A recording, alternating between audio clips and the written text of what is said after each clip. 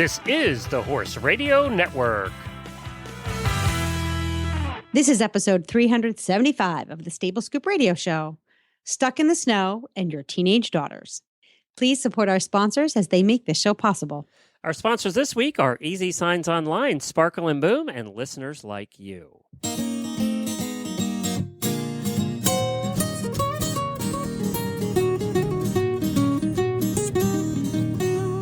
Welcome to the Stable Scoop, with weekly shows delivered right to you.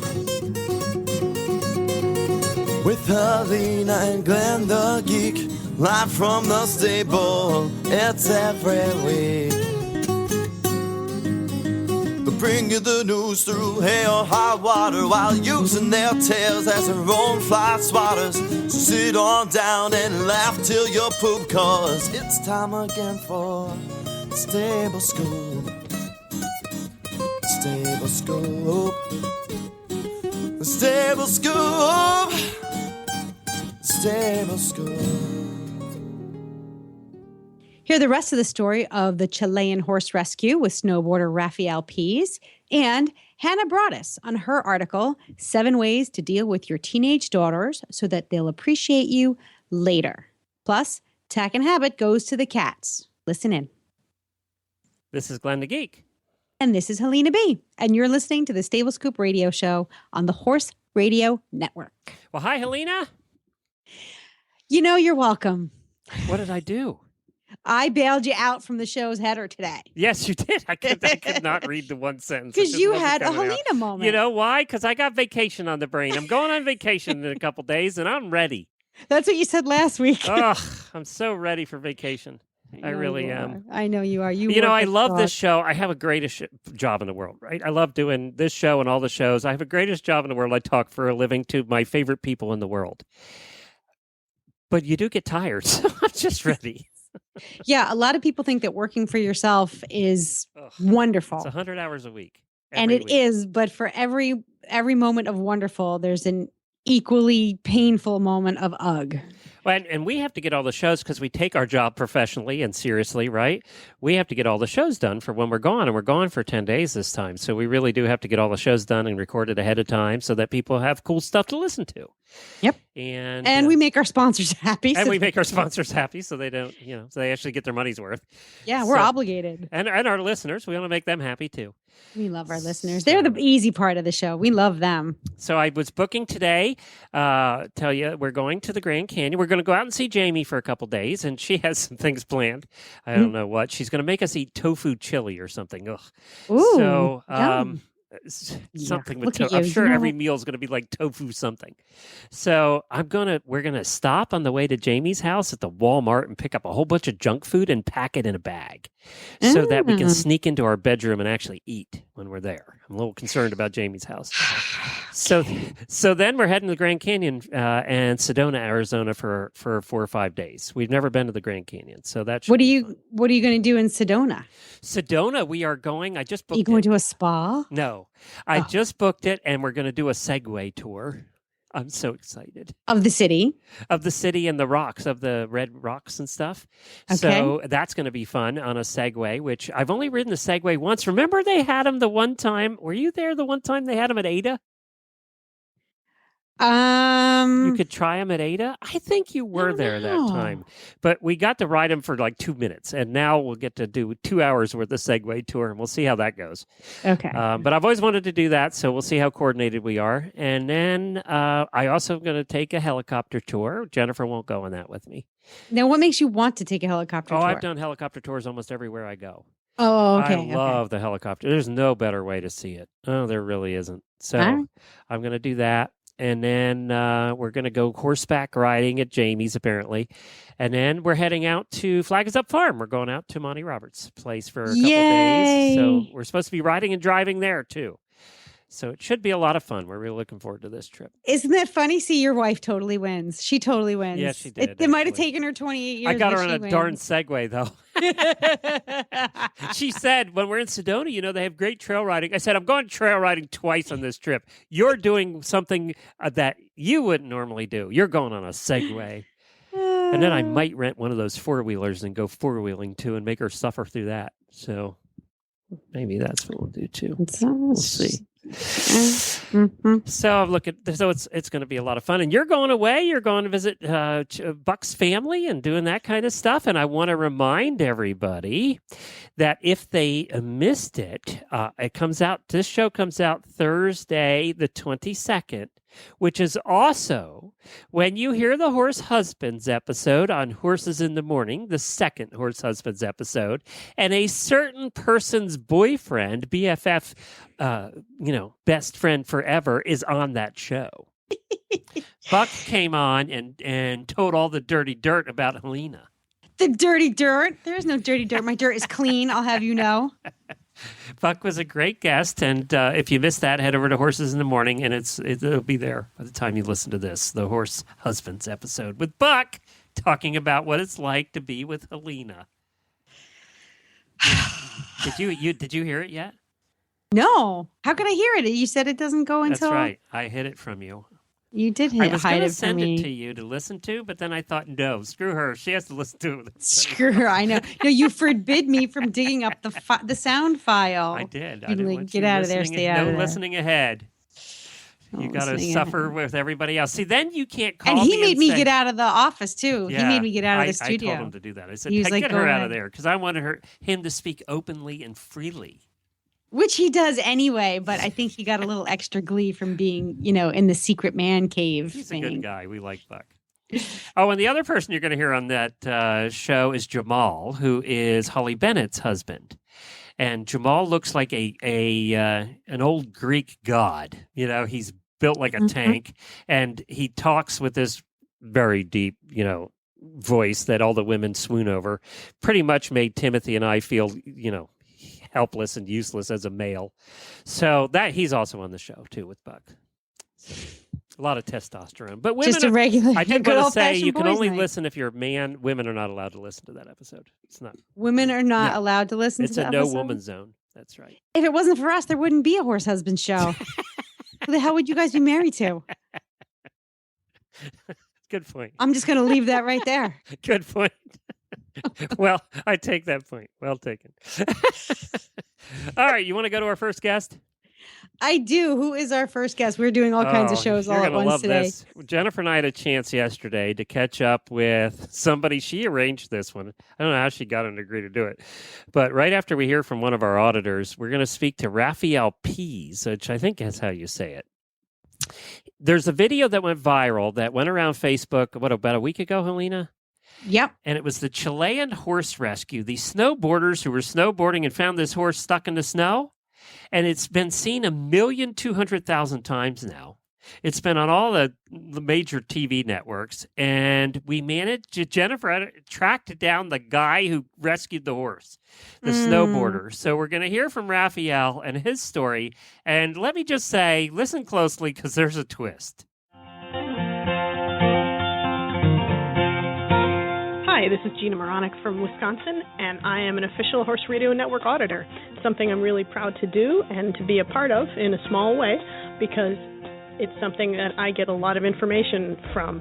The Horse Radio Network and the convenience of the downloadable podcasts means that I can improve my horsemanship skills, my riding skills, or just really enjoy listening to friendly, informative programming whenever I'm driving to work or working on chores or at the barn even. So I hope you find it as enjoyable as I do. If you do, go to horseradionetwork.com and click on the banner to become a Horse Radio Network auditor. For as little as $1 a month, you can be involved in this great thing too and keep it going. Thanks.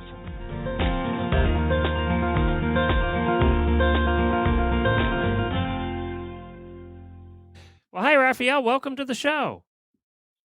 Hey, thanks. Thanks for having me today. Well, now I know that you went viral on Facebook, and we're so glad that you were able to join us and talk about this because I know every horse person I know shared that video of you. And it was a video of you went skiing in Chile, is that right? Yeah, I went snowboarding down there for the winter. And you had said in the video it was like your after the first snow. Was that when it happened? The reason the horse got stuck was because it was out there grazing, and it was a late winter, so it was the first snowstorm, and it caught most of us off guard. Ah, okay, got it. So you decided to go skiing that day. By the way, first of all, the way you ski with that selfie stick and keep the camera on you, I'm impressed. Thank you. That was the first thing that impressed me because I don't think if I did that, that would happen all that smoothly. So tell us what happened that day. Well, I was getting back from a trip in Patagonia, and it was actually my 21st birthday. So what I do on my birthday every year is go snowboard some snow with my friends. And I messaged one of my friends, Peachy, and we went and toured up the ski resort, and we went to the backside, which was not open yet. So it was fresh powder, never been touched, and we just had a great day, did a couple laps, and then out in my peripherals, I saw a brown rock that looked like a horse, but it was pretty far away, and there's a bunch of rocks that look like animals out there, certain shapes, so didn't think much of it till I just kept thinking about it for the rest of the day and just hiked out there and realized it was a horse. So that's when it all began. So you had actually seen it earlier in the day and thought, and then it went back? Yeah, I mean, it honestly looked like just a square rock since it was buried all the way. But what caught me off guard was the ears. There's not really too many rocks that have ears. Perfectly horse-shaped ears. So. Now, you went out there. How deep was it buried? The horse was probably a little bit above its stomach, and it's a Chilean horse, so it's not that big. I would say like around 3 feet or a meter. Wow. And you think it just had gotten caught in the storm and then got to the point where it just couldn't move anymore? Yeah, I mean, I have a couple scenarios playing in my head, but that snowstorm lasted about 4 days. So what I think is the horse was just out there grazing on the 9th of July. And the snowstorm started on the 9th at night. And out there in the mountains, it gets pretty bad with the weather and you can't really see anything. And the horse seemed pretty old to me. So I think it panicked and ran the wrong way, which was uphill, and it was running up a small stream, so it was literally frozen about 6 inches to the ground, and then got about 3 feet of snow around it, so it was pretty much stuck. Wow.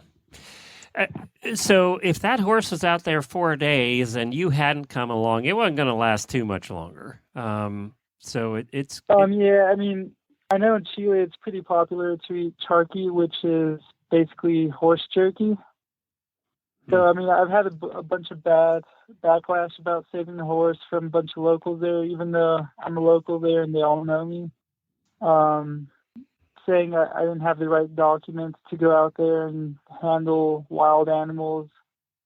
And the day I was saving it, a bunch of ski patrols at the local ski resort there tried taking the horse from me, saying that they were going to tie it out there back that same day.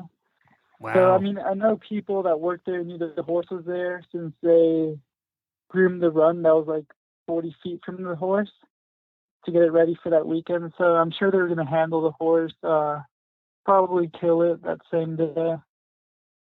So, I'm pretty sure it was perfect timing. Yeah, you saved it more than one way then. Yeah. Wow. Well, I just know that there's a whole lot of horse people listening to this show right now around the world that went, wow. They heard that. That's a part of the story I didn't know. So how did you get the horse? Because the soft, powdery part of the snow, can kind of envision how that got removed. Once you get down to the part near the horse's feet, where the snow was either hard packed or frozen, how did you loosen him from the grips? Well, I mean, I carry a bunch of gear with me, and I had an ice axe, so I just carefully hit the ice below its hooves and picked up her legs, and actually gave the horse massage on all 4 legs because it seemed pretty cold. I don't know. I would have done what the horse would have done to me, so that's what I did. Well, I was stuck out there. That's very good. So that makes any sense. In the video, it has a little shot of you feeding him something, and we're going, okay, this is a snowboarding dude. Obviously, he doesn't carry horse feed around in his backpack. Yeah. What did you give that horse that he was so enthusiastically eating? It's actually pretty weird. We had peanuts, like seasoned peanuts, and we had garbanzo beans. And I don't know. I'm pretty sure horses don't eat that, but we still gave Not it to normally, the horse. no. Yeah, when you're hungry, you'll eat anything. Yeah. She ate a whole can of peanuts and garbanzo beans. Oh my God. I actually thought it was because I saw the dog with you. I actually thought it was dog food there for a while. Nah. No. You know what, though? They do. I have heard of horses eating peanuts before. Well, very cool. Well, and tell us about what for all the horse world, thank you for saving this horse from the snow and the other people who had other things in mind. We appreciate that. Did they end up back at his owners? So here's the thing. I mean, I know there's a lot of wild horses out there in Chile, and they just run around and roam the mountains. And obviously, I inspected the horse to see if it had any tags or anything signifying it had an owner. But I believe it does not have an owner since I just took it back to town and then left it in the grass with the rest of the horses that just hang out there. But I've had a bunch of people approach me saying it was their horse and talking about like half a dozen people. And I'm not sure if they were just saying that for the fame to get recognition or because it was actually their horse. But if it was their horse, I mean, shame on them for not going out there to look for their horse. Boy, things are different down there, aren't they, Raphael? Yeah. So at this point, the horse's ownership is really ambiguous. We're not really sure. What we do know is that the horse made it safely back to town and got some good food and water. Yeah. Yeah. So I'm very curious, Raphael. You're not a horse guy. What do you do for a living? I've ridden horses. Well, right now it's a bit complicated. I'm triple majoring at University of Colorado in Boulder. I'm doing environmental sciences, geography, and ATOC, which is atmospheric and oceanic sciences. I also own an international mountain film festival based around helping grow local communities' mountain culture and help preserve the environment. And I'm also a professional snowboarder, so I stay pretty busy. I was going to say, what do you do in your free time, Raphael? Save horses. I have a bartending job. Oh, really? Of course you do. Of course you do. The film festival sounds fascinating. Are all the films related to mountains and mountain life? Yeah, I mean, I did one in Chile last winter, which was like a month after I saved the horse. It went pretty well, the first one, and right now I have one planned in Fernie, British Columbia, Innsbruck, Austria, and Taos, New Mexico. So hopefully we do some good for the environment and just give the people something to do. And most of them are homemade using GoPros and that kind of thing? I mean, there's a lot of professional athletes from around the world that come and compete with like over $100,000 worth of camera gear. And then there's always a couple teams that have never been to the mountains that are also competing. So it's overall just a fun competition. And then I imagine that the drones have really helped as far as filming is concerned. Yep. There's always people with drones here. I bet there is. And I mean, they do fabulous work with those drone cameras now. They're every bit as good as any other camera at this point. Yeah. Well, that's very cool. We'll post a link to the film festival on our Facebook page and also in our show notes. We appreciate you stopping by, and for the whole horse world out there, thank you for saving that pony stuck in the mountains there. Yeah, for sure. I mean, I just wanted to say one thing that the whole video has been like blown out of proportion as what I imagined, because for me, it's just what I would have done as caring for animals and other people. But I mean, I've read a bunch of the comments, and a lot of good comments, a lot of bad comments, and I don't know, I just want to say that most people who care about other animals would have done the same, so it's nothing that special. I just happened to film it. Yeah, you happened to film it, but you also did it. I mean, and Yeah. you would have done it and I know that just by talking to you, you would have done it even if you hadn't been filming it, and I think that's what makes the difference. Yeah, for sure. I mean, I go to Chile every year. I'll be there for 4 months come this summertime here in the States, so I'll definitely keep an eye out for the horse and try to find her and take a photo with her and post it. Very good. We'll look for it. Sounds good. All right, thank you. Yep, thanks for your time.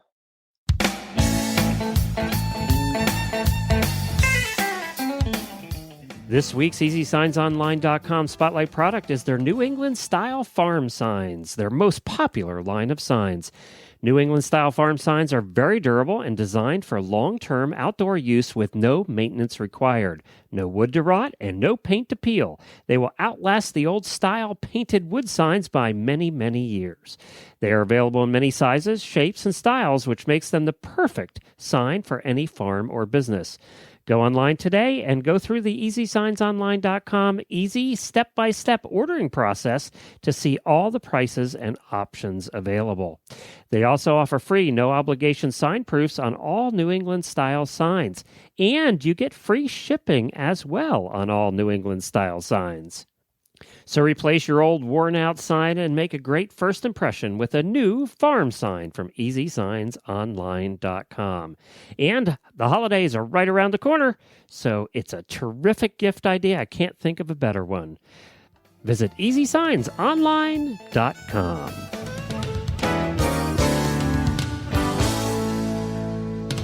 Okay, well, Helena, you heard the interview now. There was the twist. I got to tell you, I'm not speechless too often. You know that. I've interviewed 5,000 people. Gotcha. Big names, doesn't matter who they are. I don't get speechless. This one got me. He did. You were kind of tongue tied. You weren't expecting the fact that these people were expecting that they wanted to make jerky out of this horse. Well, the thing I found the most fascinating about that conundrum was that, compassion is compassion, even if they want to eat the horse later, which is fine. We eat all kinds of things. If you want to eat horses, that's fine. Eat horses, but treat them humanely. Treat them with compassion. Treat them with that little special thing inside human beings that makes us different. Don't let them starve to death, frozen on top of a mountain. Yeah. So be kind. And this kid was, God bless him. He was just kind. But imagine that, and I'm sure he didn't do it for himself or for the recognition or anything like that. Anybody who would be out there in the Chilean backcountry skiing in powder like he was, which was beautiful. Those shots were absolutely gorgeous. They were. Any one of us would have helped out another creature in need. But imagine his dismay when, I just felt like his heart was, I felt like his heart was a little broken by the ski patrol and the villagers saying, well, thanks very much. She's going to be in your bag of treats next week. That's a little hard thing to swallow, literally and figuratively. But, this is a kid who's going places. He's got a lot going for him. He's obviously very talented. He's smart. He's kind. I think it was I'm really happy that we got him on. I'm mad that I missed asking him questions myself, but I was happy to hear what you and Jen got out of him. It really did catch me off guard. I really was caught off guard on that one. And she's a cute little mare too. Yeah. She looked like she was in good weight, healthy, I'm hoping and round. she's still alive. Let's not use past tense. Yeah, she might I'm still not be on that thinking. little grass field in the middle of town where apparently all the horses go to eat. Yeah. Anyway, let's totally change topics, okay? Okay. Let's we do that. totally change topics. And you got an interview as well. Tell us about that. I did. I got to talk to Hannah Broadus, and she is a marketing specialist. That's her day job. She's from she lives in Bozeman, Montana, or she's from that area. And she wrote a blog, and her blog was kind of interesting because at first you and I both thought that she was a mom, that she was a horse mom. But it turns out that she doesn't have kids at all. So she wrote this blog post, and it's titled 7 Ways to Deal with Your Teenage Daughters So That They'll Appreciate You Later. Now, when we started this interview, when we first found out that she had no kids, I was like, whoa, got to change tactics. What the heck am I going to talk to this woman about? We really, other than a love of horses, I don't know, what am I going to ask her about? What kind of horses she rides? Well, it turns out that the blog post she wrote was actually from the perspective of a teenager. So she's a woman, but she's a young woman. So she's not so far out of the teenage world that she's forgotten what it's like. So she's actually in that transition time of her life where she remembers what was important to her as a teenager. And she's old enough now to be able to articulate it. So she and I talk about the 7 ways she believes that we can deal with our teenage daughters so that they will appreciate us. And I got to tell you, she's spot on. Welcome, Hannah, to the Stable Scoop Radio Show. I think you and I are about to have a very interesting conversation about teenage girls. Yes, I agree. Thanks for having me. So you have this a great blog. You're a wonderful writer, very captivating. And so this recent blog post that you had, recent actually, it was from April of last year, but we found it recently, is titled 7 Ways to Deal with Your Teenage Daughters So That They'll Appreciate You Later. And of course, having a just about teenage daughter myself, I was really interested in what you had to say. And here's the thing. This is so my stupid mom attitudes was like, how could this woman possibly know what to tell another mother about raising a teenage daughter if she doesn't have a teenage daughter herself? She was a teenage daughter. And you know what? She's not so far out of that teenage life like I am that she actually remembers what was important. So as I read through this list of suggestions on how moms can interact with their teenage daughters in a better way so that they will appreciate us, I was just absolutely floored. Because you're spot on. And I only know that you're spot on because I had to fail a gazillion times to realize what you have written so beautifully. So let's talk about this list. First of all, what motivated you to write this particular blog? You know, I was an intensely challenging teenager. I decided around the age of 11 that I was turning 18.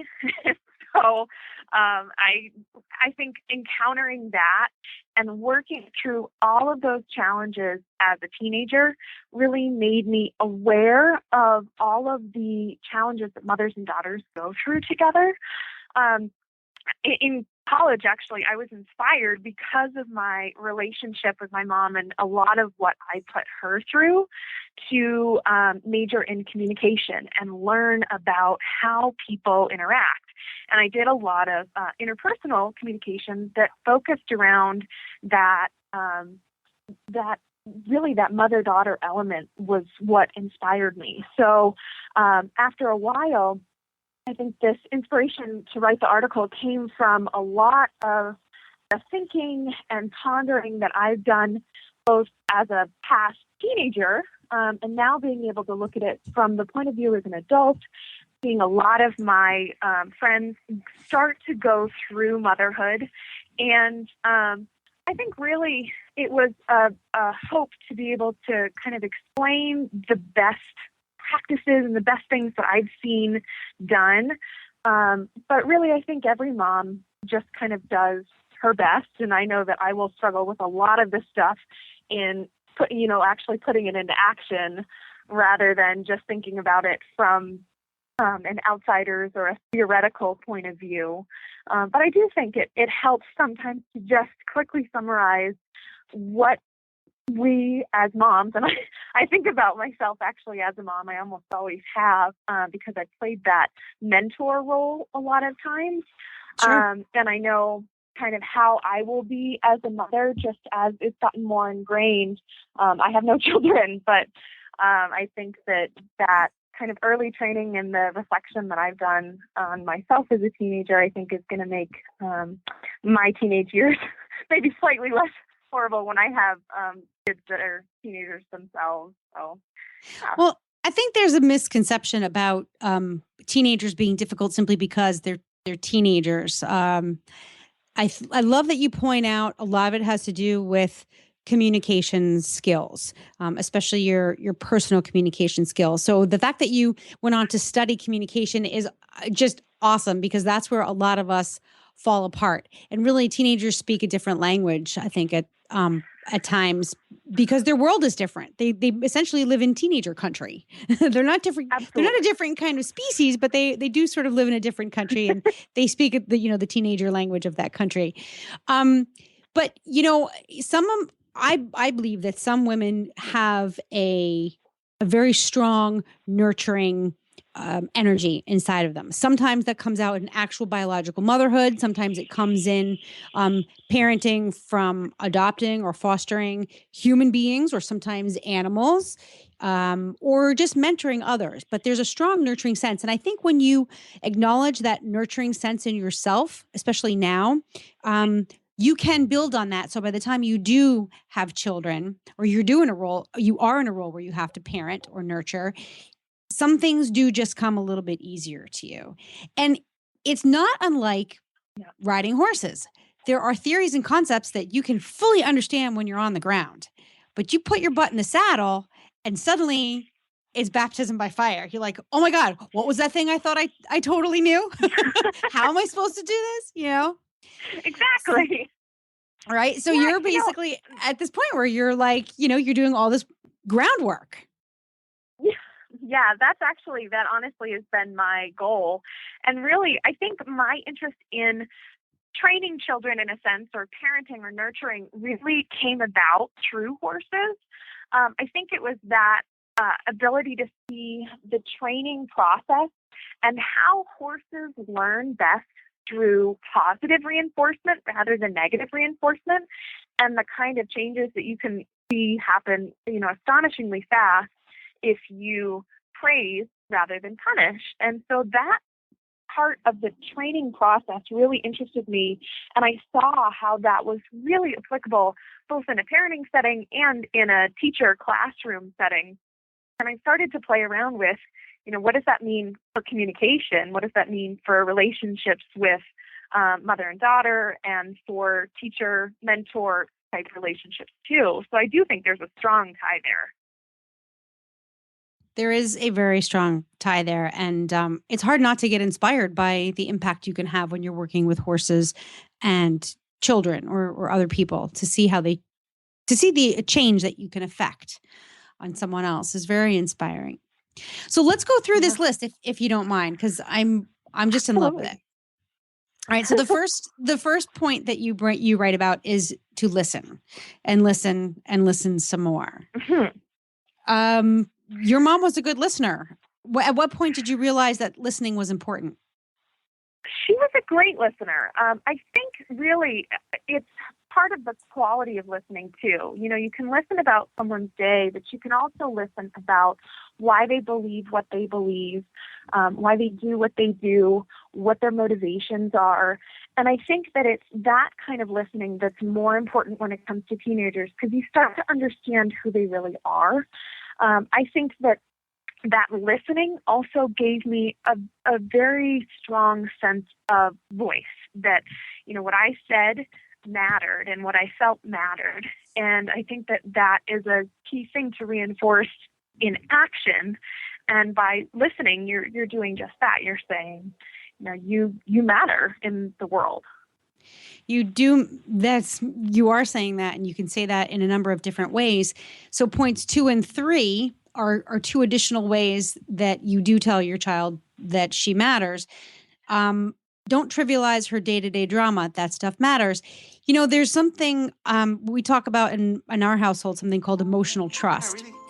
And when your child is talking to you and you're listening, part of that quality of listening is being non-judgmental is to hear what this person is saying to you and to hear it from the place that they're telling it from.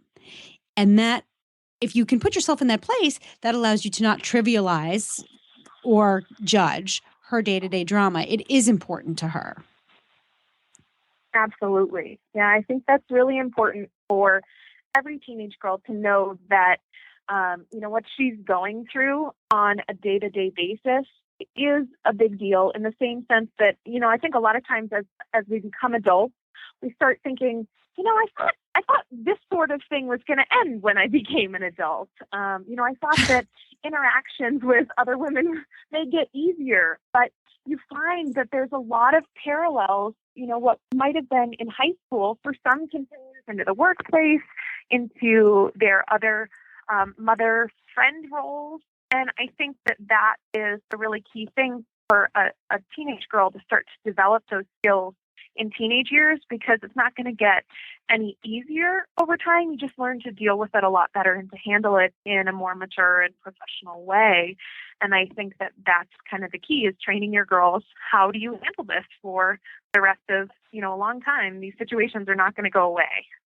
Right. So by not trivializing whatever she brings to you, and point number 3, insisting that she bring you honesty to the table, that you if she feels that her mother, her father, whoever her guardians are, the support system is going to be supportive emotionally and not judgmental, she is going to be able to come to you with honesty, and therefore she's going to listen. So you have a chance to respond to what she's giving you.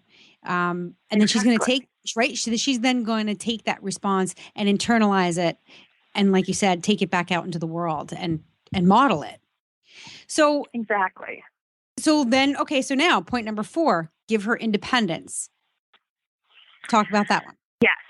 Yes. So this is, I think, where it really varies depending on the child. I hit 11 and really, really wanted independence, to be able to go make my own decisions. I was actually very adult-like, I think, at a far younger age than most parents would be comfortable with. And I think that that's kind of a constant struggle between parents and children, is how much independence is right, and when are we giving our children too much wiggle room to be able to experience things. And I think that this is something that's always a case-by-case decision. But I think that independence, or the ability for her to take your insight and your advice on life and be able to go out and make her own decisions and suffer her own consequences, good or bad, is really important, because it allows her to start to test the boundaries of what it means to be an adult. And I think that these teenage years are really, they're growing years, they're teaching years. And so having that independence gives you room to practice. And so this is one of those variables about being a parent that you really have to deal with, which is, how do you stand by and watch your daughter suffer the consequences of her own decisions? It's incredibly painful. It's incredibly difficult, and it's incredibly necessary. So while your daughter's going through her own personal work, her mother's also going through that work of, you can't learn not to put your hand in the fire until you get burned at least once. So it's something there's an inner strength that you need to work on. That's one of those things. It's a moving target. I always say this: motherhood is a moving target. None of us are free. None of us are free from that. But there's, and I think that, so I Go have to put independence fourth, because I really felt like to be able to have independence that's productive and that is strong and is, a learning skill and that can be used in the future, you have to have the first 3. So she has to feel like there is a support system, that she's not just out there on her own. And when she decides that she's ready, then she'll come back to you. She knows you're going to be there without a doubt. You will help her if she falls. And I think that part is really important to the independence discussion.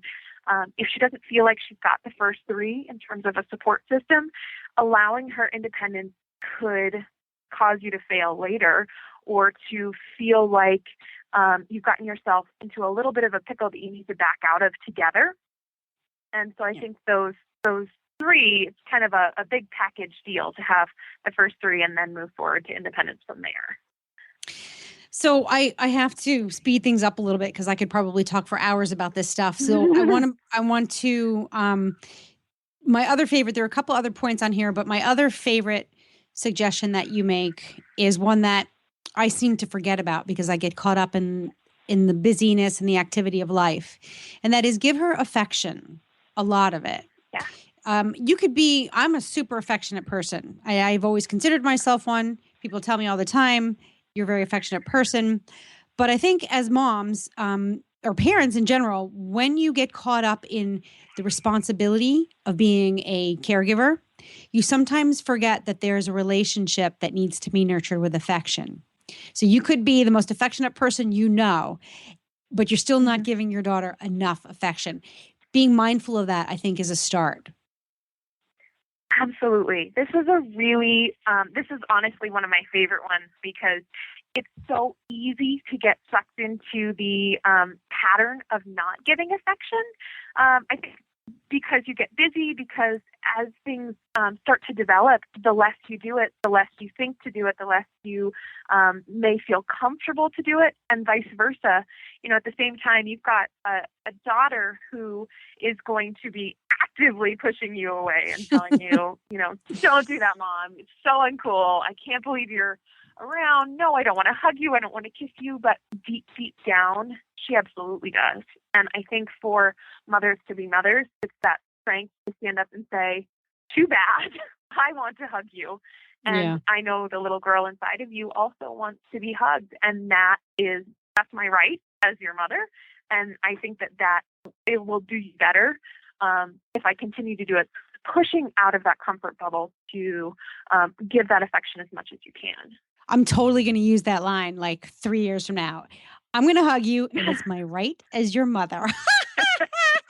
That is worth a whole interview today. Thank you, Hannah. Absolutely. I think you should use it, and it'll do you well down the line. Yeah. And you know what? I'll give her your number and email address. And when she gets a little annoyed with me, I'll tell her to hook up with you. I would love to keep going on and on about this, but I'm really impressed with your perspective and your writing ability. You've articulated some very difficult things so beautifully. Tell us a little bit about where people can find you. You have a lovely blog and it's hannahbrodus.com, right? Yes. It's actually hannaebrodus.com. You can find me there. You can always, of course, email me. I have gotten some great stories both on horses and on mothers coming from people all over the country. And so you're welcome to email me. You can read those blogs. And I love hearing the stories of people and their horses and their kids. So if you want to comment, prefer to email, that would be great. Okay. And we will put links to Hannah's website up on the show notes at stablescoop.com. Hannah, thank you so much for coming on and letting me pick your brain and do my mom thing. I hope you will come back and join us again sometime. Absolutely. Thanks for having me. All right. Bye-bye.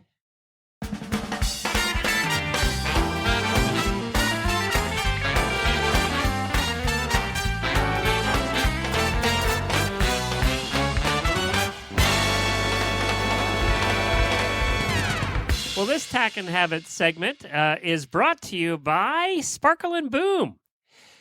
Tell us about Sparkle and Boom, the place where you can get all of your cool graphics and website work and everything done by the most professional woman I know. That would be me. That's you. That's right. I'm only professional when I'm not recording Stable Scoop. That's right. And I'm not drinking. That's right. She's actually a lot different when in real life. Yeah, I'm a lot different in real life. No, maybe this is how I really am. And then there's my professional life. Okay. Anyway, so yes, I am the sole proprietor of Sparkle and Boom, and we provide creative. And I say we because you know what? I can't do everything by myself. Is it the royal we? No. So what we do is we offer creative but very practical marketing services to other small business owners. And since I happen to have been in the equestrian industry for the last 17 years or whatever it is, I happen to know a little bit about the horse world. So we do websites, we do print advertisements, logos, business cards, banner ads, you name it. But here's what we do that makes us different than everybody else. We take a few minutes to get to understand your business and what you want to do with it. Some people just want to stay alive. Other people want to get bigger. Other people want to get started. Other people have a very distinct idea of how they want to represent their business to the marketplace. So understanding what that message is, and then taking that message and articulating it to your market in a very clear and elegant way, but realistic, because there's some people who will do marketing and advertisements that make you look super corporate. They're really polished and they're really fancy. And at the end of the day, that's not exactly what you are. So Sparkle and Boom will make sure that we preserve the authenticity of you and your business, but still put some sparkle and a little professional polish on your marketing message. So if you want to find out how we do that, visit us online at sparkleandboom.com. Well, I picked the Tack and Habit product this week, and it's based on one we've tested now for a couple of weeks. We're going away on vacation, as you know, as we talked about, and one of the concerns that we had was the dog stays with somebody else, so that's good. The horses are taken care of by our landlord, so that's good. But the landlord hates the cat, and the cat hates the landlord. So the landlord does not take care of the cat. So for that purpose, we have to have my sister-in-law stop over once a day and take care of the cat. Well, as you guys that are longtime listeners know, the beast is needy and quite he's a beast. So we have this problem that if you feed him too much at one time, he gets sick. And he throws up everywhere, and then my poor sister-in-law has to clean it up every day when she comes over. So sorry, I laugh because I know it's just you can only laugh if you've stepped in that stuff. I know, and I have in the morning when the lights aren't on, and it's gross. So it's really gross when you're barefooted. Oh, it's just I know. So and it's squished. Oh. Anyway, now you go. It stops you dead in your tracks, and you go always because it gets between your toes. It's just gross. So anyway, so we had to switch his feed, and I talked to Dr. Wendy, and she said you got to go with feeding him better food. So now get this: Jennifer cooks for the cat. She makes chicken, and she takes pumpkin, and she takes I don't know what else goes in there, but it looks like there's orange mush when she's done. And we feed that to him once a day. And then the rest of the day, when he's whining incessantly that he's still hungry, we had to do something. But we knew we were going to be gone, and the pet feeder's only coming over once a day. So we thought, well, we're going to buy him the $20 for 3-pound dry food that's just no additives, just chicken and peas, right? Yeah. So they're very expensive stuff. So this is all killing me, by the way. So then I thought, well, let's try one of those electronic feeders. They make them that they have 5 little bins, and I got on Amazon, and I found the PetSafe electronic pet feeder. And it's run by 4 D-cell batteries. It has 5 little bins and a lid that closes, and it turns the bins at set times that you set on the little electronic doohickey. So you can set 5 times during the day when you want the new feeder the feeder to turn and his new food to come into view. And I said, well, at least that way when we're gone, he'll be getting food all day, right? She loads it up in the morning. We set it for 5 times during the day and put a little bit in each of his very expensive dry food, and he'll be totally happy. And we won't have him throwing up everywhere, and we won't have him ripping the house to shreds. Okay. So which he does. He's the beast for a reason. Yes. So now the last 2 weeks we've been testing this, and I was pretty convinced one of 2 things was going to happen. 1, he was just going to still be all pissed off, and 2, he was going to destroy the thing trying to get at the little bins that he can't get to. That he was going to figure that out, that they're in there, and I can get to them if I rip the cover off and totally trash this thing. Right. Well, I got to tell you, it's pretty rugged, and he has not played with it at all. He also has not quite figured out yet. A lot of the comments said my cat figures out when they hear the of the thing turning that their food is going to be there. He hasn't figured that out. He just kind of happens on it. He goes up and checks if he has any food in his bowl. The beast is more bronze than he is brain, I think. That's right. So he goes up and checks periodically through the day, and he's surprised when there's food there. So I got to tell you, it's been working so well. He hasn't been sick once since we've done this newfangled. Now, keep in mind, my wife doesn't even cook for me. So, Yeah. So he gets his wet in the morning, his homemade wet food in the morning, and then all during the day, we just put a little bit in. We actually take one little cup and divide it amongst all 5 bins.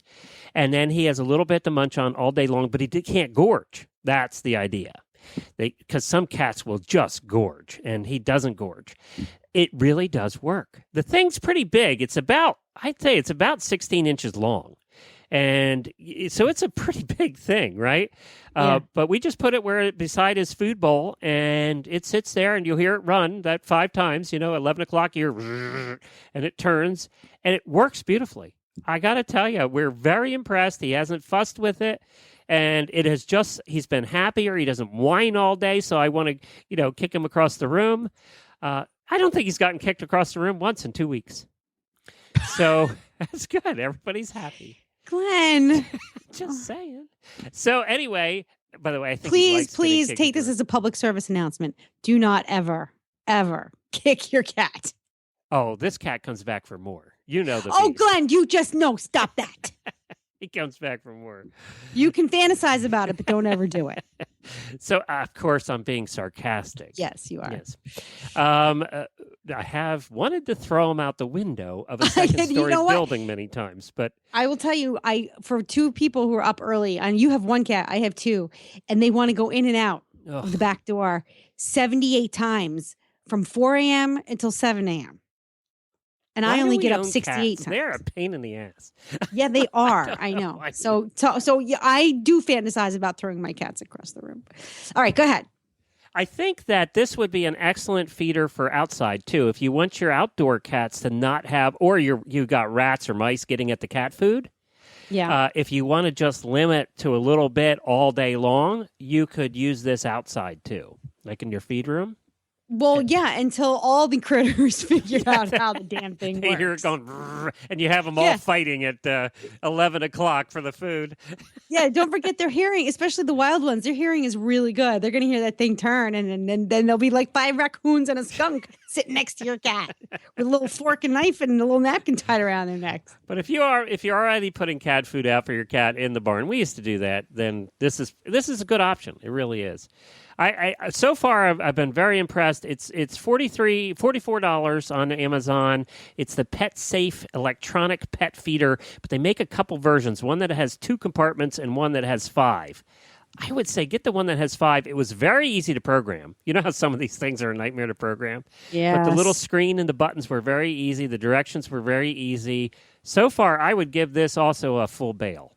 I've been very impressed. A full 6 flakes and a bail. Yep, full 6 flakes and a bail. Yep. I like it. $43. It seemed worth the money. And now we don't have to worry when we go away that our pet sitter's going to quit halfway through. So, and the cat's going to starve to death. Yeah, well, I've met Beast, and I wouldn't blame her. Just saying. Yeah. Well, thank you so much for listening, everybody. We have a new show for you again next week. Even though we're both on vacation, we do have a new show. We're recording it ahead of time, so be sure to listen in next week as well, as we learn a little bit about whole foods and how they apply to horses. Where you can find Helena at? You can find me at sparkleandboom.com. I've been busy working away lately, so please feel free to send me an email. You can connect with me right from the website, sparkleandboom.com. That stuff gets forwarded everywhere I go. All right, very good. And of course, you can listen to all the past episodes of the Stable Scoop Show at stablescoop.com. And the best way to listen to our show is on our app. I think it's 22,000 people now have downloaded it. So if you haven't, you can be one of the cool kids by going to the iOS or Android App Store and searching for Horse Radio Network. Thanks to our sponsors, Easy Signs Online. Thanks to our auditors, and thanks to Sparkle and Boom. That's it for this week. That was plenty, but there will be more next week. Until then, happy scooping.